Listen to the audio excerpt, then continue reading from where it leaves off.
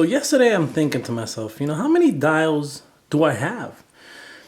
Because they're all collapsible, so they're all stacked up, so you don't get to see them laid out. So using my small but cozy living room, I decided today, since I don't have to be at work till 1:30, it's about 11 right now, to take out every single dial I own that I've created.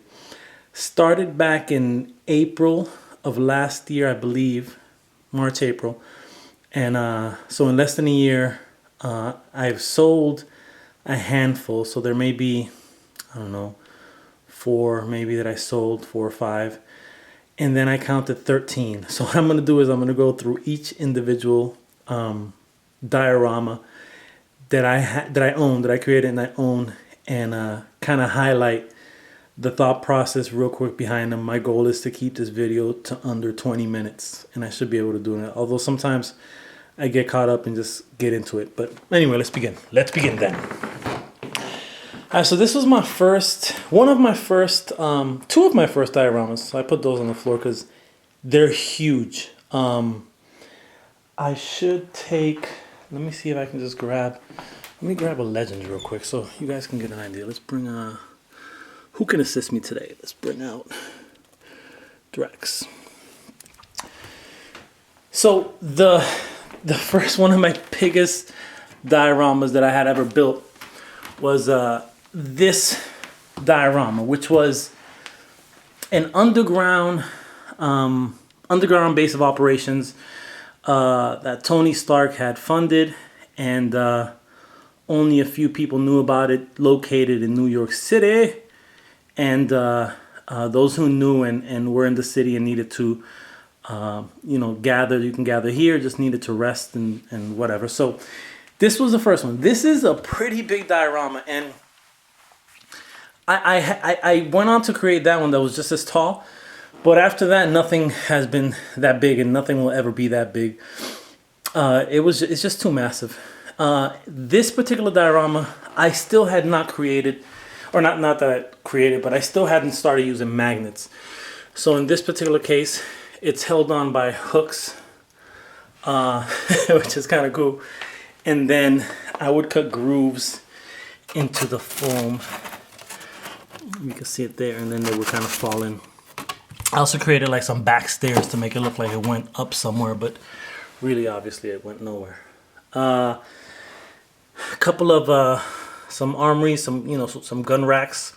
Iron Man armor can go in there.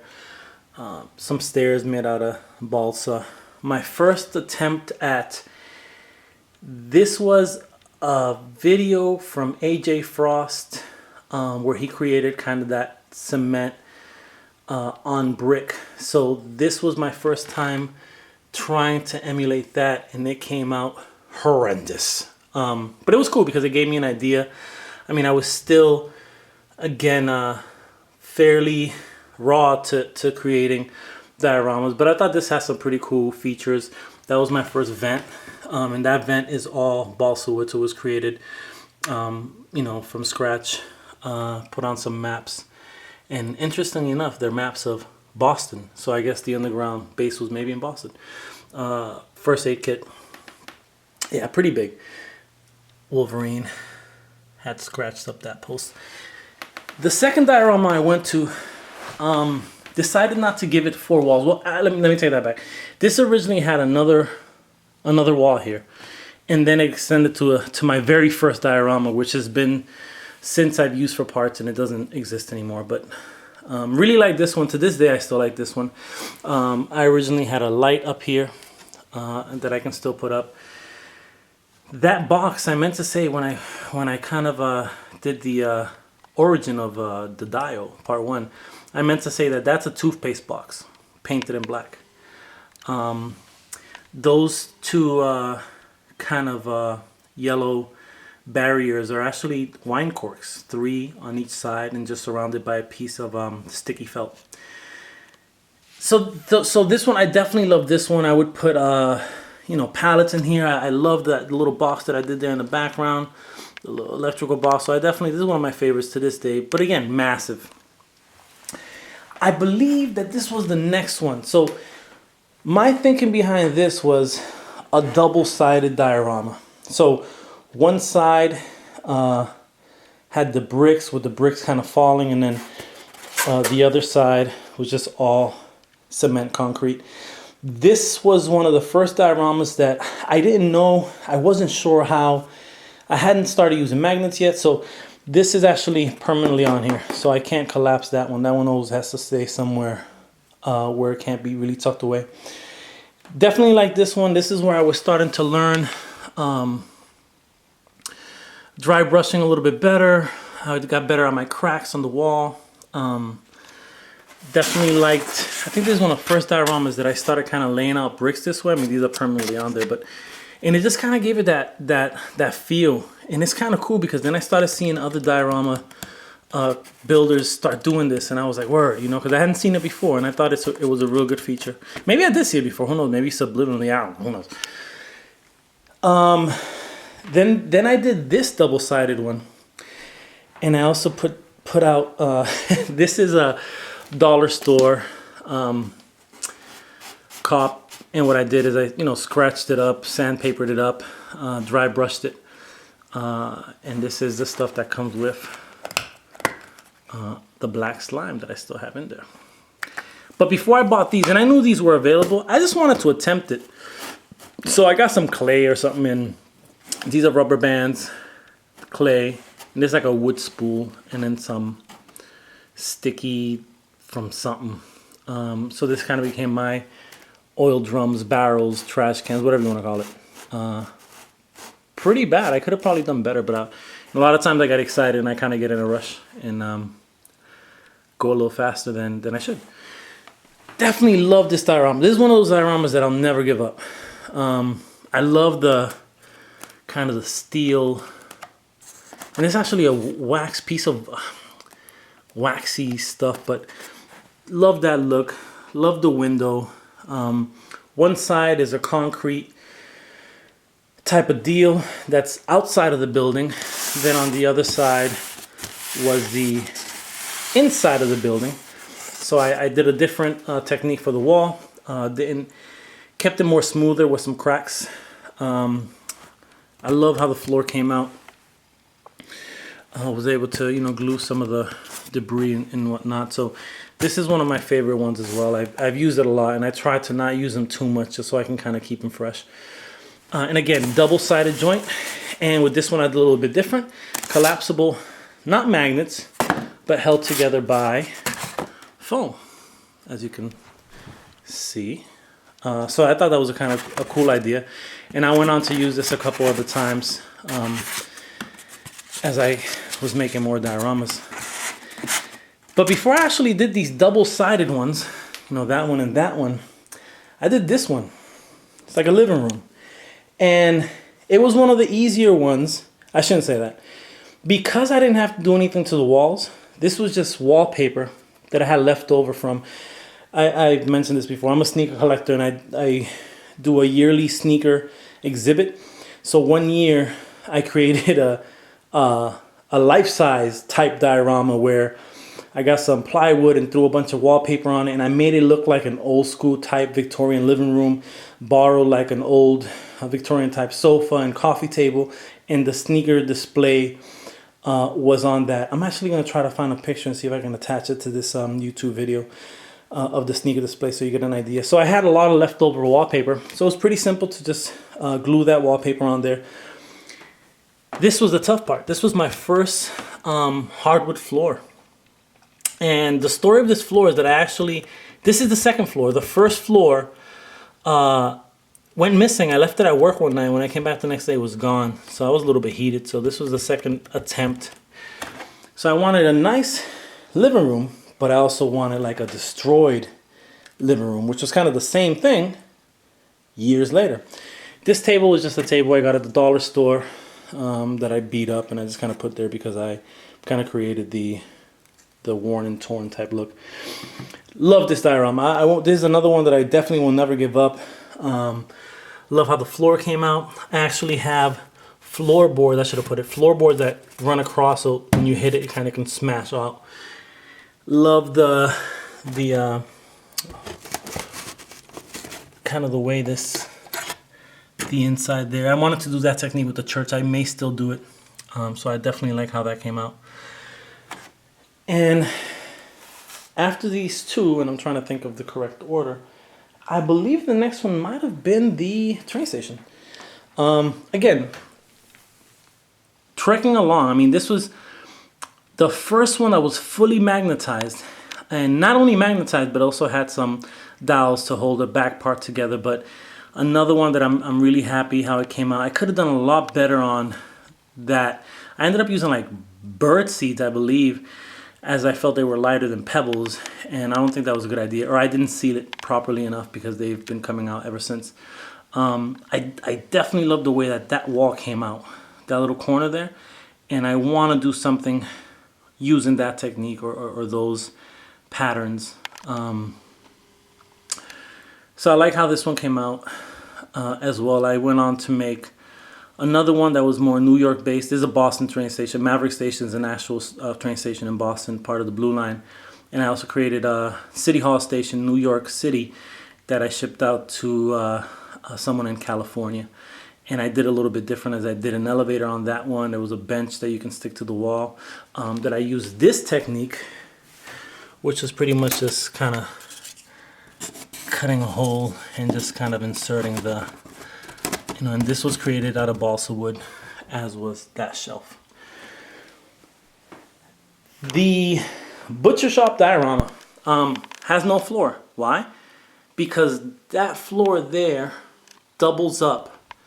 You flip it over and it's the floor for that. So I was able to use the same floor, save some foam, and these are two dioramas that I'll keep forever. I really like the way these came out. Created that table from scratch using locker room mirrors. That was from McFarlane Texas Chainsaw Massacre action figure that came with that. And then I believe the gas station was next. This is not a complete, I didn't complete this project. I'm supposed to put a wall here and a wall there, and I didn't do it.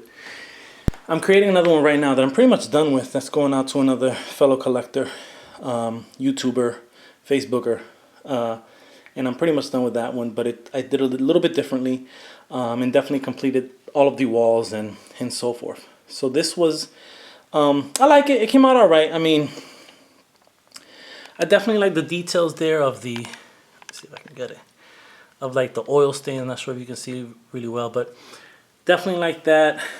I love the way the Al's Auto Repairs, that came out in gas. That came out pretty cool. So this was definitely, but I never really fell in love with it. Then I created this one, and I like this one. This one's gonna go to another collector on Instagram, who actually, real cool dude who had read that I was, or I guess he saw the scalpers video that I made on YouTube. Or anyway, he contacted me one day and said, "Hey, dude, listen, I feel you. I have some extra Infinite Series Spider-Mans coming in. I'm gonna hit you off with a few." And I said, well, how much do I have to pay? He goes, "Nah, man, it's free of charge. Just helping a fellow collector out." And I thought that was real cool. His name is Dante. And so Dante's sending me some figures, and in turn I'm just gonna hook him up with this diorama, which was real cool because I decided to rock out every aspect that I had learned. Hardwood floors, but this time with the little nails, brick, cement, and the tile that I love to work on. The tiles here are smaller than the tiles in the other diorama. And then I got a little better at using different size rocks to make it look like debris. And actually use a really different technique for this diorama. It's collapsible as well. And I've used that technique before, but this was new. Instead of magnets, what I did is I cut, using the same technique as magnets, I cut, kind of sliced it on the side, and so this just goes into here, magnet free. So wanted to try again, always challenging myself, trying to find new techniques. So it was really cool to be able to do something a little bit differently, and just being able to kind of slide that in there, and came out pretty good. But same deal, fully collapsible. And bam. Then this one, man. This one was the one that I love this diorama. It actually fell the other day. One of the legs broke, so I had to fix it. I call it a leg, but one of these. Used some moss for the first time. First time I used the airbrush. I used it a little bit on that diorama, but this was the first time that, you know, browns and blacks and love how this came out, man. And again, just trying to kind of get dimensional in terms of having different options of taking pictures. So it's almost like I get the two levels. So that came out real dope. I took a picture with Link in this diorama. It's one of my favorite pictures that I've ever taken. Also created this little water thingamajig that I kind of did it wrong. I cut it wrong. So it's just, you know, kind of brick, and this is a styrene piece that got from a hobby shop. And that fits perfectly fine there. But the problem is that I didn't cut it correctly. So you can see some of the... so yeah, so this is basically all of my dioramas, dude. This is 13 in total. By the way, if anyone's interested in that one, dude, I'll let it go for like $30 plus shipping or something. I mean, talk to me, because this is big, and it's sitting in a box, and I'm not gonna use it again. And it has a lot of components. It's a cool diorama, but it's just too big. And yeah, so anybody wants to, let me know. Yeah, man. So this is a little breakdown of the church. Oh, I didn't do a church. Yeah, I did a whole 3-part video on it, so I won't get into it too much. But yet again, just trying something a little bit differently. Definitely came, you know, like how the window came out. Created the pews. So this was definitely a real cool one that I intend to do more with soon. So yeah, man, this is it. This is everything that I own in terms of dioramas. Oh no, I forgot about this one, man. My newest one, working on this now. First palette I ever created. Let me go over here. First palette I ever created. Horrible, horrible.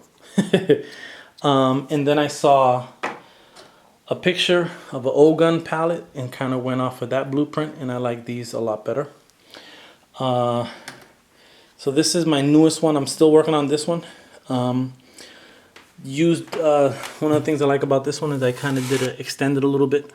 I'm gonna do a shoot soon because The Walking Dead's coming back. So I want to do something where the zombies are here trying to get through the fence and what have you. So we're still working on this one, but magnetize as well. Kind of use the technique. I just did a rooftop diorama that I mailed out to Australia the other day, to Russell, where I kind of used the technique of that little corner so you can hide. So I used it for my own diorama. Yeah, so, and I'll have another part to this one, so I won't get into it too much. But this is it, man. This is my collection of dioramas, and it looks like I did keep it to under 20 minutes. That's what's up. Yeah, it's cool, man.